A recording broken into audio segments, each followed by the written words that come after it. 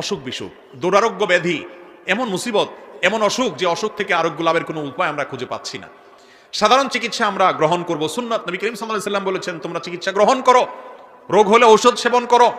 আপনার কোন দুষ্ট জিনের প্রভাব যদি আপনার মধ্যে হয়ে থাকে বলে প্রমাণিত হয়, তাহলে আপনি কোরআন হাদিসের আলোকে ঝাড়ফুঁক করেন, ঠিক আছে, এগুলা গ্রহণ করেন।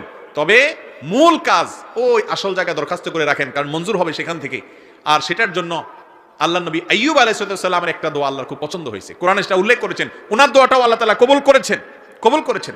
তিনি কি বলেছেন? তিনি বলেছেন আন্নী মাসসানিয়াদ দুররু ওয়া আনতা আরহামুর রাহিমিন। তার অসুখটা ছিল অনেক মারাত্মক অসুখ, অনেক কষ্টের অসুখ, যে অসুখের কারণে তার কষ্টের শেষ সীমানায় তিনি পৌঁছে গেছেন। এত কষ্ট, এত যন্ত্রণা, এত অসুখ, এটা থেকে রক্ষার জন্য তিনি বলেছেন রব্বি আন্নী মাসসানিয়াদ দুর, ও আল্লাহ আমার কষ্ট আমাকে পেয়ে বসেছে, কষ্ট পেয়ে বসেছে, আমার অনেক কষ্ট আল্লাহ, অনেক অসুখ। ওয়া আনতা আরহামুর রাহিমিন, অথচ আপনি সকল দয়ালুদের মধ্যে শ্রেষ্ঠ দয়ালু, অর্থাৎ আমার প্রতি রহম করেন। এটা বলার পর আল্লাহ বলছেন ফাস্তাজাবনা লাহু ফাকাশাফনা বিহি মা বিহি মিন দুর। এই দোয়া করার পর আমি তার দোয়া কবুল করেছি এবং তার বিপদকে দূর করেছি। তাহলে অসুখ বিসুখ হলে আইয়ুব আলাইহিস সালামের দোয়াটা করবেন। সেটা কি? আন্নী মাসসানিয়াদ দুররু আনতা আরহামুর রাহিমিন, তোমার রব্বি আন্নী মাসসানিয়াদ দুররু আনতা আরহামুর রাহিমিন। হে আল্লাহ আমার অসুখে পেয়ে বসেছে, অনেক কষ্ট হচ্ছে, আপনি আরহামুর রাহিমিন, আপনি সবচেয়ে বড় দয়ালু।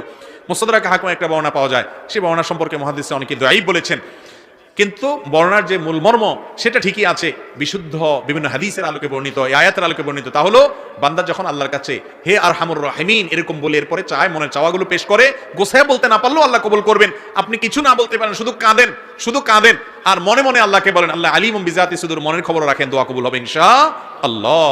নিজেরা দোয়া করতে হবে ভাই।